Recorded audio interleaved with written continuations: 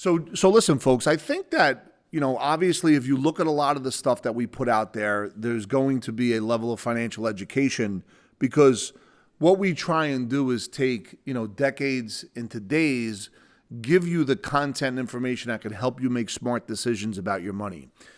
Today, I want to kind of get into some more deeper level of understanding to me, and why I think it's good for you, on how mindset matters when it comes to your money, right? So, or when it comes to whatever you're doing in the game of life. Because I believe that at the end of the day, when it's all said and done, if you're up top confused, if you're dealing with chaos, if you don't really have a map and a game plan, what begins to happen is decisions are flawed. And in the space of flawed decisions, you're subjecting yourself to the slings and arrows of other people's opinion. Not that that's a bad thing, but you still want to be able to have tools and technologies on how to measure other people's opinions, right? And I think the biggest empowerment for me, Rob Gill, has been really not only the self-education part, where research, talk to people, and then be able to take that information and apply it to what I do. So let me just kind of break it down like this. So Rob Gill is the founder of Epic Financial Strategies, right? That's our marketing arm. And what Epic really is a platform on how we, different advisors that work here with different parts of the business that they do, they'll often come on and share with you when it comes to what you should look at or how you should look at exactly what you're looking to put your money into. Like, that's real important, right? But at the end of the day, as you all have now come to realize, there is a bunch of different products that are out there based on a bunch of different opinions.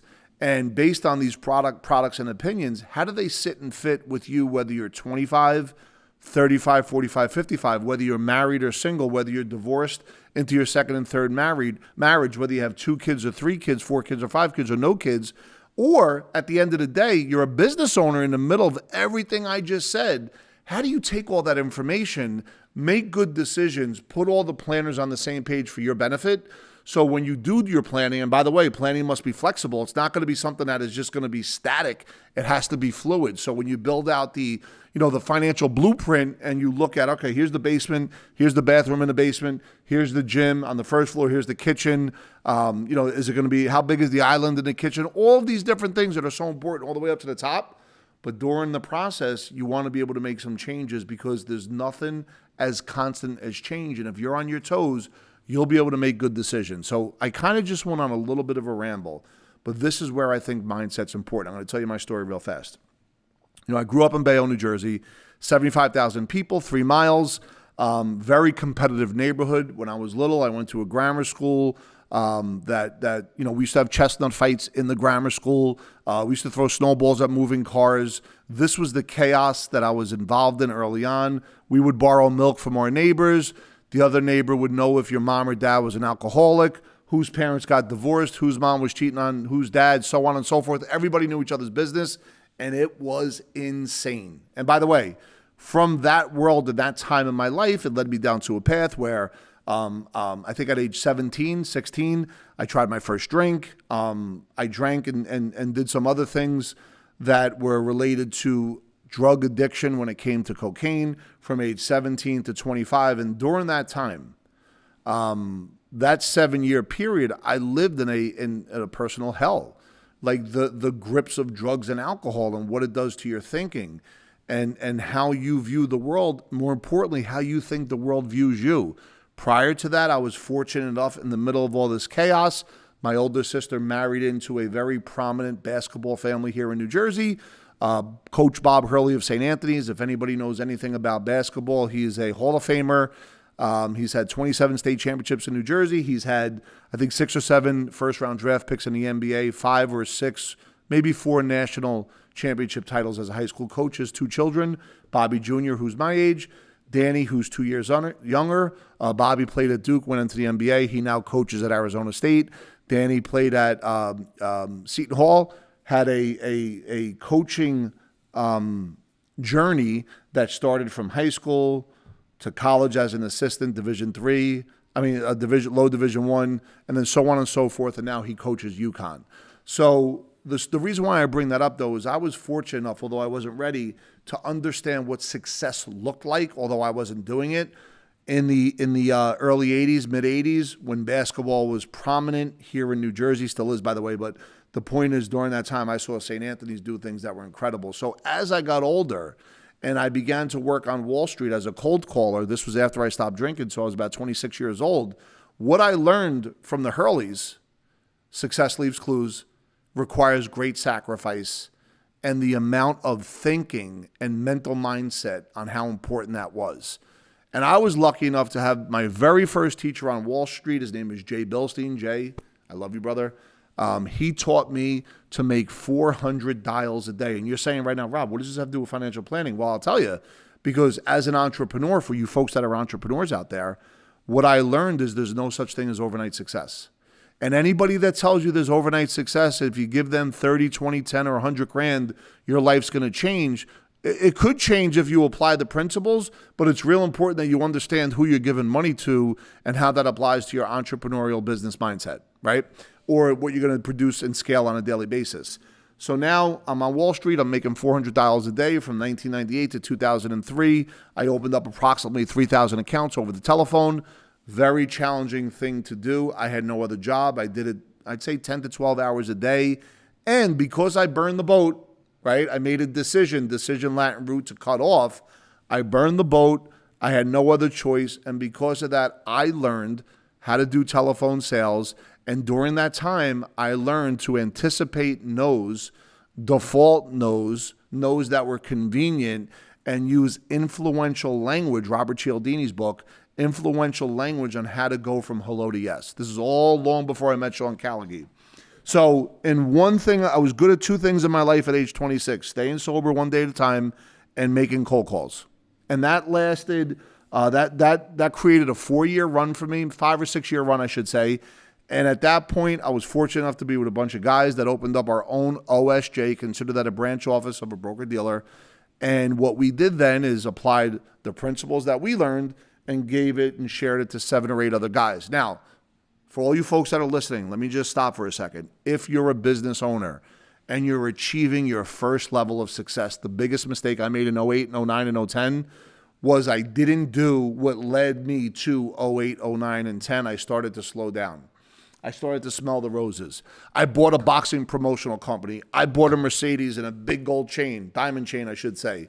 I was living a life of no drugs and alcohol, but spending to make up for all of my insecurities. And as a result of this, and no longer really doubling down and scaling my business and kind of coasting along, I then exposed myself unknowingly to a potential major shift that happened in my business 2012, 13, and 14, but it really started in 08 and 09. So I wasn't really tied into the power of anticipation, which is a real thing. I wasn't tied into business scaling. I made bad investment decisions. I'm not saying you're out there making bad investment decisions, but if you're in your first wave of money and you're taking all that money and just putting it into crypto, or all that money and just putting it into real estate, or all that money and just put it into an individual stock, it's important that you really get a philosophy, which at that point I did not have. But as I gathered and learned more, and I put myself around people that were successful, and I began to read and study more, what happened is I, in 2015, read Tony Robbins' book, Money Masters of the Game, or the book that he put out that year. I think it was Money Masters of the Game, but the point is the book was about how it's important for you, the consumer, to understand the difference between somebody that's a Series 7 and a fiduciary. And to be clear, I'm not a fiduciary, just so we're all on the same page here. And as I read that book, which at the time I did have a Series 7, and that was interesting because it was like, okay, if somebody has a Series 7, that means if they talk to somebody, this is what Tony's book was talking about, if they talk to somebody that is an accredited investor, then they could bring a product to them that may pose a little bit of a risk. However, as a fiduciary, if that product was not in the best interest for you, then the fiduciary rule says you can't do that. So I really loved how he was educating people on fees. I really loved how he was educating people on understanding who you're working with. And one of the things that was present to me at that particular point was Tony and the company he was talking about. He was on their board. So I realized pretty fast that now I'm going to put my business hat on. Now I'm going to talk about scaling. I realized, and this is, guys, this video I'm sharing right now, I promise could put a lot of money into your pocket, not only as an investment philosophy, but also in your business. I realized that what Tony was doing in that book was creating a system, a handoff system of qualified investors to the RIA that he was affiliated with at that time, which he no longer is now. I thought it was so interesting, and I realized to myself, wait a minute, he's scaling. Whose idea was this? It was an unbelievable idea. So I said, you know what? I'm going to go to a Tony Robbins event, because what I do for a living, I'm the best in the world at, and he's going to love me when he sees me. So summer of 2017, I go to Newark, New Jersey, and I'm walking in, I'm taping my whole entrance in, and I'm documenting my journey. And this is going to be where, by the end of this weekend, I'm going to sit down with Tony, and we're going to have a great first meeting that's going to lead to something special. I walk in, and within 10 minutes, I see 17,000 people, and right away, I knew it wasn't going to happen. Has anyone out there felt that pain where you thought something was going to happen, you had a blueprint, but the life condition was different, and it didn't happen? Well, that's how I felt, but I stayed for the 4 days. And in the 4 days of Tony dropping content, for anyone that doesn't know Tony Robbins, by the way, I'm not telling you to do it, but if anyone that doesn't know Tony and just think it's like a rah-rah motivation, that is not the case. And I sat there and I learned the science of communication. I learned the power of anticipation. I learned that what we think as we're saying something and processing information as it's coming to us is how we feel, and none of it is true. Only to ourselves, but to everybody else, it could be a different perspective. I learned that transformational vocabulary is one of the key components to growing your business, scaling your business, and yes, how you put together your financial planning and how you put together the people in your world that are going to be on the same page for your financial planning. I learned that, I think there was something like either 76,000 or 700,000, go check it yourself, words in the English dictionary. And we typically, humans, throughout the course of our life, maybe use 2,000 words, of which habitually on a daily basis, we use 224 words. So think about it. If your world is like, yeah, no, this one stinks, that one's a jerk, oh my God, did you see what this person did? Check this out. If you're living that life and you're wondering why the same thing is happening over and over again, it's because you're not aware of what you're saying. No different than if you say to yourself, why does this keep happening to me? Your brain, which is Google, is going to play the tape your whole life of every single time you fell short. I didn't know any of that, right? So now all of a sudden I'm at Tony. I'm there for 4 days. I'm done. I realize he's not going to be my partner, but I met other people, right? And my story is and I wish you a slow success journey. I do not wish anybody overnight success, because there's a good chance you can't handle it. Go check out when people win the lotto. I think 90% go broke. So I wish you all a slow success journey. And here's my point. All of a sudden, I meet a guy by the name of Sean Callaghy, not at Tony Robbins. A month later, two people in my world say, hey, you got to come see this event tonight. There's a guy that's talking to a bunch of chiropractors. So I was like, I'm not coming. Anyway, I went. Sean Callaghy is there as a lawyer. He owns a law firm, Callaghy Law, here in New Jersey. And he's speaking all peak performance, but he was introduced as an attorney whose client won in 2014 a $27 million verdict, and then another client in 2016 a $33 million verdict. In both scenarios, his clients were underdogs. So it was incredible, and I'm thinking, wow, this guy could be, he could be a partner of Epic, or we could do certain things together. Because not from an attorney perspective, what I was noticing in his 20-minute presentation is all the language, the transformational vocabulary.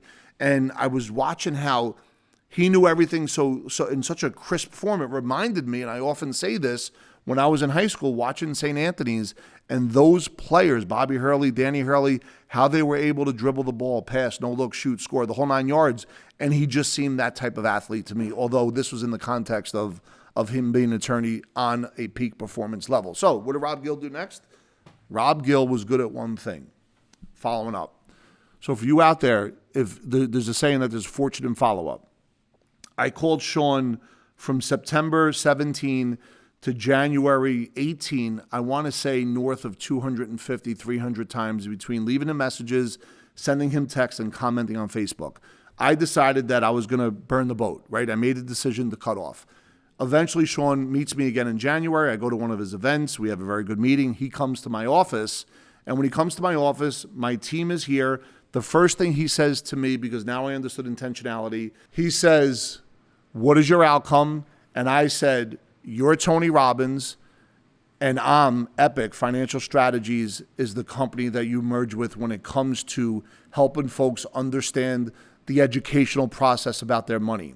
He listened, he liked it. We didn't do anything at that point except he put me on his world, or in his world, I should say, and I started speaking on his stages in New Jersey in front of doctors, in front of lawyers for, I'd say, about a year and a half every month of folks that had really good businesses and earned a lot of money. And as a result of it, our company here at Epic went from 8 to about 40 new sales meetings a month, and it was phenomenal. It was something that I had never seen before.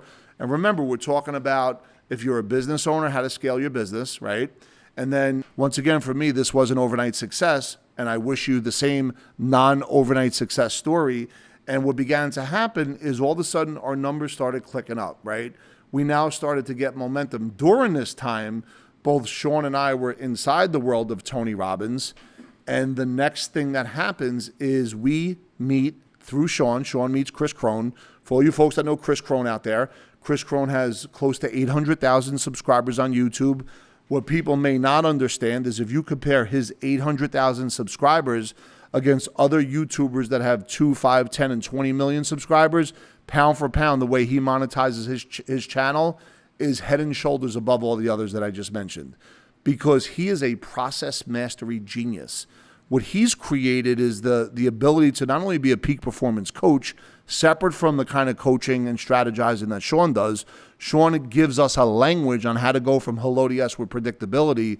Chris provides not only peak performance strategies, but a business, but a team structure on how to monetize relationships in a way that is incredible. All of a sudden, Chris comes on the scene, and now we go from 8 to 35. We're at about 80 meetings a month. All of a sudden, we make a jump to 200. And then, that was in March of 2019. It's, as I speak today, we're closing in on the end of 2021. You may see this in 2022. Just documenting my journey for you, because I want to let you know that, yes, we do provide financial education, but one of our biggest strengths is the marketing ecosystem merger strength, because if you're a financial planner or if you're an insurance agent, the truth is, if you're not talking to people every day, you're going to go out of business. And if you're talking to the same kind of people every day and it's not predictable, you're going to go out of business.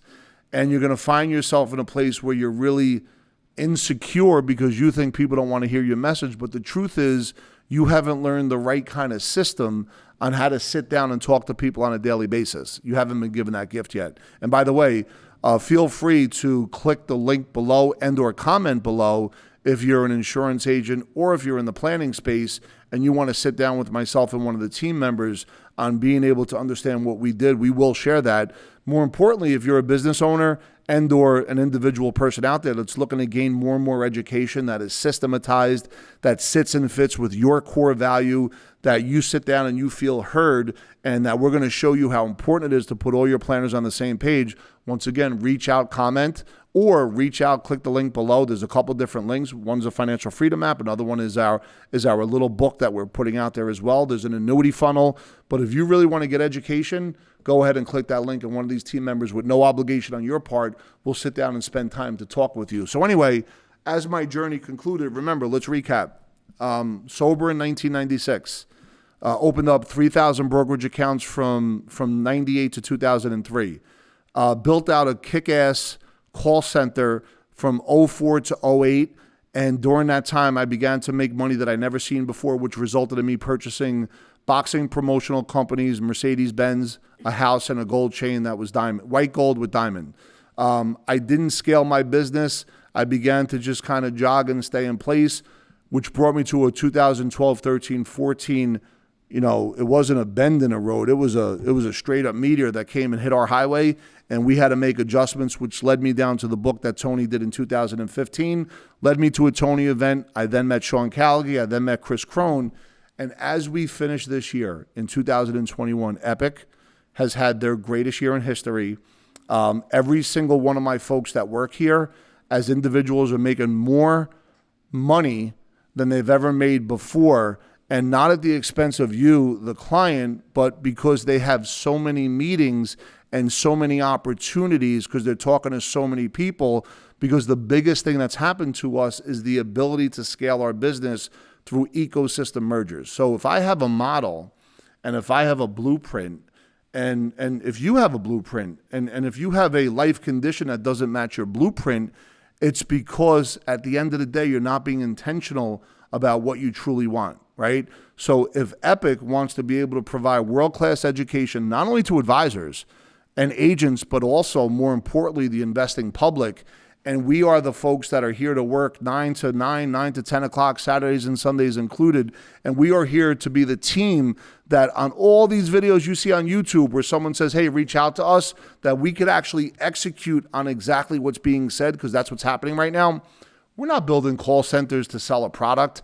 We're not building call centers to, just create a pipeline and have people come down. We're here to make a change for you, a dynamic change in your generational wealth. But if your mind ain't right, it doesn't matter. So if you're a business owner and you just want to get educated on the difference between a 401k and a life insurance plan, unless you have the proper mindset, it really doesn't matter, because you could tell somebody something, but unless you're living it, doing it on a daily basis, you're going to be running east looking for a sunset. And like I said all the time, and I think it's important, when you really understand who you are, what your goals and objectives are, what your investment philosophy is, how you want to surround yourself, what does wealth look like to you, what does financial freedom look like to you, because it's different for everybody. Financial freedom for Tony Robbins may be different than it is for Chris Crone, than it is for Eddie Gartner, than it is for Rob Gill, right? But here's what I do know. If people want to live the life that they want to live, it's about having money to do whatever you want, when you want, with who you want, and how you want. Whenever you want, when you want, with who you want, however you want, right? So, and that's relative based on whatever your expenses and lifestyle is, right? So you can live that life and still go to 4 o'clock dinners, or you can live that life and have your own private jet. The point is, how are you waking up every day? What is your massive action plan? What is it that you do that creates leverage on yourself to get up on the days that you don't want to get up? I had a meeting yesterday in New York City. I was meeting an anchor at Fox News. And believe it or not, I didn't want to go. I just didn't want to go. I was like, we're doing great. Everything is beautiful. This is an anchor on Fox News that's seen every single day. And I did not want to go because I was feeling a little bit spoiled. The truth is, I then did a priming exercise. I got back into the attitude of gratitude, because once I'm in a space of attitude of gratitude, anything that's bothering me goes right out that window. And then I'm in a place of action congruency that's tied to my massive action plan, that's tied to my core values, that's also part of my messaging. And I'll finish with this. I have 2 sons. One is a freshman and one is a sophomore at CBA right over here in Lincroft, New Jersey.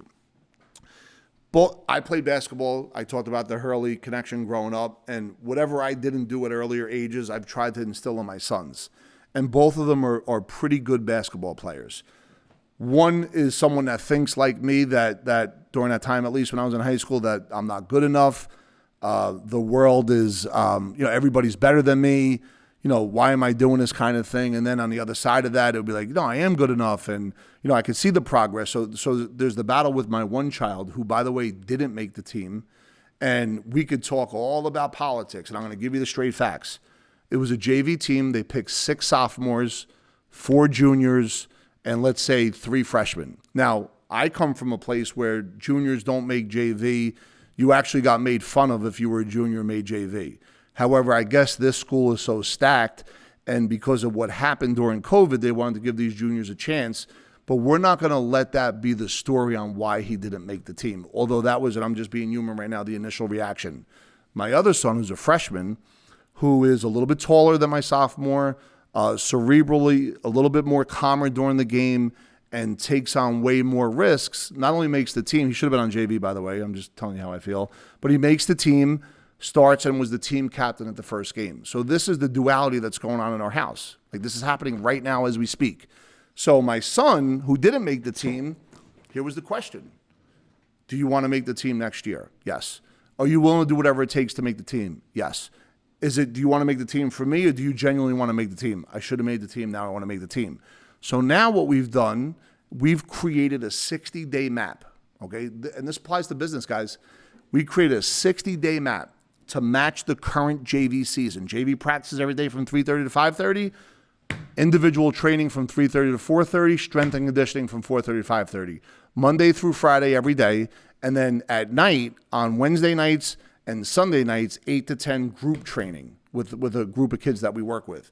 This is my son's 60-day program that the way he's attacking not making the team is to get into action. So if you're a business owner and you really felt like your year was going to be much better than it turned out, or you're disappointed because things didn't go the way you wanted it to go, and you could blame Biden, or you could blame the economy, or you could blame COVID, or you could blame all the different ships out on the West Coast that are still, driving in circles because of the supply chain, and the truck drivers don't want to work, and you can't find the chassis for the trucks. You could use that story and get free money for a while, or you could say, okay, what can I do differently? Where can I improve? How do I improve? And how do I surround myself with somebody that's going to show me how to do that? My son, I'm not training him from 3:30 to 5:30. There's a professional basketball trainer and a strength and conditioning coach that are going to do that from 3:30 to 5:30. Does that mean he's going to make the team next year? No. Does that mean that if we break it up and monitor and measure jump shots, dribbles, game conditioning during the workouts, see what the strength is, from January to February, February to March, March to April, see out of every 100 shots he makes in January versus March and April, if he sees those measurements, do you think he's going to have confidence against kids that he once thought were better than him? My answer is yes. But I can't tell him that. He has to experience that. So the question is, what am I doing with my freshmen? Once again, if you have a business that's successful. Okay, so my freshmen, it's about how do you maintain humility? How do you double down and work on your jump shot? Because right now, he's fluid with the ball, phenomenal at rebounding, assists and steals per game, but his three-point is a little bit off. He's a 6'1" long kid, so he could shoot from like half court. So when he's inside, three-point inside, he hasn't been able to adjust to the basket. He's either short or long, so we have to work on that. So how do, as a parent, you show both kids love? Celebrate one without the other one feeling a certain way and vice versa. So if you have a business where you've been successful, Epic has had their greatest year ever. Are we going to rest, or are we going to triple down on what we did that got us to the point? Is my freshman going to triple down on what he did to get to this point? No, by the way, I have a 6th grader who's a phenomenal soccer player, but I got to tell you, my wife handles that side of the business just like she handles the other side of the business down the hall. So at the end of the day, why am I telling you all this? I'm taking you on a journey of financial freedom. I'm taking you on a journey of mindset first, because if you have the right mindset, whether you're a planner, whether you're an accountant, construction guy, have your own business, or you're a corporate executive, if you don't show up in a peak state, somebody else is, and they're always going to take your spot. Once again, if you have any comments, comment below. If you want to set up a time to speak with one of the team members, go ahead and click that link, and we'll get back to you. And I want to thank you for listening to our channel on a daily basis.